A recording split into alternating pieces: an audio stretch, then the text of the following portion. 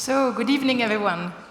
I have the privilege of introducing tonight 4 exceptional women who have made significant contributions in their respective field, accelerating progress and investing in women.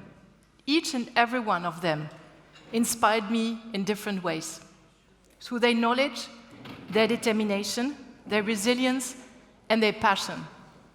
Their achievement and views can inspire us to make a difference and remind us of the countless possibilities that lie within each of us. Welcome, Jasmin Aziz, first honoree.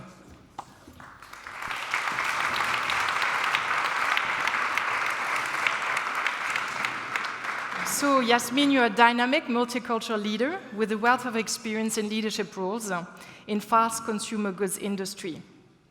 You have a multicultural background, and now you're country manager of Estée Lauder's companies in Switzerland. You made significant contribution in various organizations and inclusion initiatives, including Swiss Diversity Award and Look Good, Feel Better Foundation. You are also a positive psychological practitioner, certified coach, and last but not least, yoga teacher, and firm believer that physical activity and sport are key to ensuring healthy minds and bodies. So let's have a few questions and have a seat. Thank you, Sonia, and welcome everybody from my side. Great. So when we discussed and prepared a bit the session, you said I had the first employee management at 24, and I stepped into my strengths. I was quite impressed, and as a successful business leader in the fast-moving consumer goods industry, and also as country manager of Estée Lauder, maybe you can share with us what is it that drives you and influenced your leadership?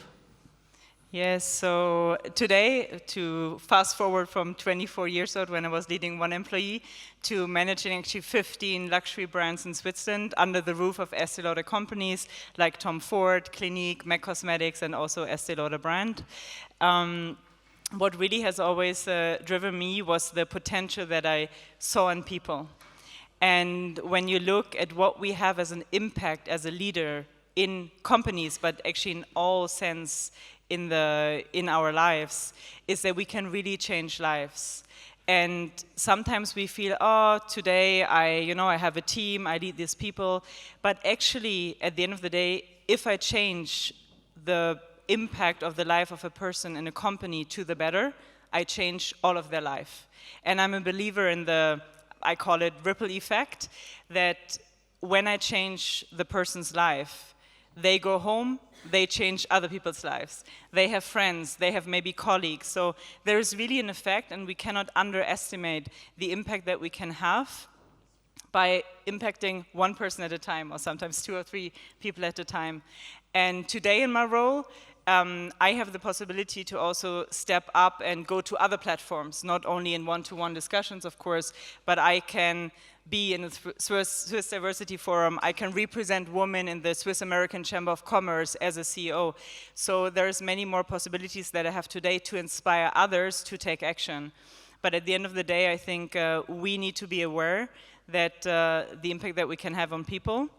And then when we have a position of power, also to reach out, to collaborate, to inspire. And today I'm also super proud that, for example, at the table of my invitees, we have 3 United Nations agencies here also that actually also empower other women, and they fight not only in Switzerland, but worldwide. But I think just because we're here in Lausanne and in Geneva and in this area where we have the possibility to collaborate also with those agencies. Mm-hmm. You mentioned that for you, in terms of leadership, versatility is important. Can you maybe elaborate a bit on how it supports you to be that versatile in your day-to-day activity? Yeah, so what I say, or what my team often hears from me, is like, bring your whole self to work. And what I mean with this is, when I look at a person and that person thinks, oh, I'm at a role here now. I'm now, I don't know, I'm the finance director, or I'm the HR business manager, and I only see that role, they will never step into their full potential. And we see that also in positive psychology, for example. If you work on your strength, you're 20% more productive. And I think so, not even from, let's say, a point of view of saying, oh, I love people and I want to invest in people. But just even from a business perspective, that really has a potential. And I think it's also the future, because if we look at what Generation Z demands, but also what we need as women when we want to create a family, but also what we need as an aging society, for example. We need flexibility, we need creativity in the job roles, and we need to be open to also try new things. And all of this, I think we can step into if we look at a person as a whole and not only in a role. And to your point of versatility, to make the circle, is if I see how enriching being a yoga teacher, being in different areas certified, but also being a business leader, and of course looking at my business goals, every role is enriching the other. And I think if we look at enrichment rather than barriers, that's really a point to get the full potential of a person. Thanks a lot, Jasmin. I think this versatility is really interesting, because often we just see the opposition, and here it's how do you play with the different colors. So you heard the gong. This is the time. We finished the 5 minutes. We'll continue now with the 5 minutes of questions. So I hope you were really active on asking questions so that we can see them popping up. If not, then I have a question while you are maybe sending the different questions. It's coming up. In your experience, what are some of the unique challenges individuals face in pursuing a career in large organization? And maybe also to add, so that was fast. Let's continue. And also, how would you integrate that with the notion of well-being that you're promoting? On one side, it's tough, it's hard, and on the other side, how do you promote that? Okay, so maybe very quickly, to also answer the question, I think on the one hand, maybe staying with women, because I worked mostly in my career with women just because of the business I'm in, and also today 90% of the 500 employees are women. And the confidence is a very big factor that I see. Also networking, getting sponsors, and not being afraid to reach out for help. This is definitely a barrier I see specifically in women. And in general, I think it's having this versatility and not maybe having the right sponsors could definitely be something that can hinder a career in specifically a big company. So I think it's really networking, learning from others, and also still knowing your strength. I think this is also something that can really propel you forward. Thanks. So the question, what do you see as your biggest achievement? And also what were some more difficult moments in your career?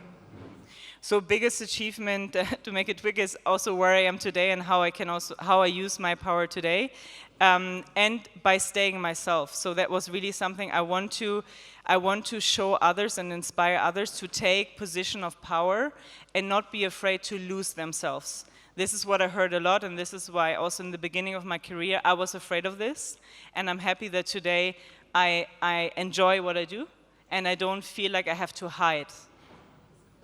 Okay. Can you tell us more about the leadership versatility? I like the idea. So for the leadership versatility, it's really about seeing which different areas of expertise or different roles you have in your life and asking yourself, how is this enriching the other part of my life? So if I'm a yoga teacher, I could think that doesn't have anything to do, and I thought that in the beginning too. It's like, it has nothing to do with my role. And then I'm like, okay, I learned to pause sometimes. I learned that actually how it feels that if I go into a yoga studio, they don't know what my role is, they don't know what my title is, they ask me totally different questions. And I was confronted with actually thinking about, okay, who am I? So I think this is really something where we can think about enriching and at the same point looking at the future. The future is uncertain. So what are skills that we need? We need to be adaptable. And even if it's just that the more versatile backgrounds you have and the more open you are, the more curious you are, the better you can connect to other people, and the better you can also jump into maybe new waters, might it be technology or other things. Okay. Question about role model. Who is a female role model? So for me, I have to say I had 2-3 superiors, like bosses within the companies that were role models. But I don't have a star or anything that I would say is a role model. I think for me, it's people that really lift others up And I see that in private life, I see that in the companies, versus dragging them down. And I think we can always reach more if we work together, if we collaborate, may it be through other companies, may it be through other institutions, like with the UN. So I think we can really see where can we help each other versus dragging each other down. Because there is space for everyone, and there is potential in everyone. So we know you love the positive psychology. Here, a question about mistakes. So how did you learn from mistakes, and as a leader or impact, what is your biggest mistake in work and what do you recommend not to do? Yeah, I think one of the biggest mistakes was definitely when I was shying away from challenges, where maybe I was afraid also to speak up, where I was afraid to really step into possibilities that I had. And also, of course, there are some like very practical mistakes that you do in leadership, right? I mean, I did a lot of them, especially in the beginning, where maybe I was overruling people, or maybe where I thought I was listening, but I didn't listen. So I think there is a lot of things we can learn from. And now I try to have always people around me that can tell me the truth, and that dare also to tell me the truth. And I think this is super valuable to learn, and also to know, where is your own reflection, where maybe how other people see you, especially when you have a certain position and a certain title, right? Because I also learned that I shouldn't assume that everyone tells me the truth, which maybe was different on a different level. Excellent, okay. And here, last question around what is your message to young, versatile men of today? So I think my message is to men and also to others is like, be yourself, step into your strength, and I think we can support each other, and the everything that we do in terms of bringing women forward and bringing also society forward, it has nothing to do with our gender. And in any case, in a couple of years, we will not talk about man or woman probably. We will talk about a lot more diversity. So I think as we can think about the problems we tackle, we don't tackle them for women or for men specifically. I think really having the mindset that we can all, tackle the challenge for the sake of everyone and not for the sake of one gender is super important. Maybe we can conclude, or that's it. I just want to, the 2-minute rule you shared in maybe 2 seconds. When we prepared, what was that? It's just when you want to advance and you don't know how, if you go just for 2 millimeters, it's already enough. And why? Because if you think you're steering a car or any vehicle, if you put the steering wheel just 2 millimeters to one direction, over time you will get there. So also especially for the young generation that maybe doesn't know where to go yet. Thanks a lot, Jasmin. Thank you.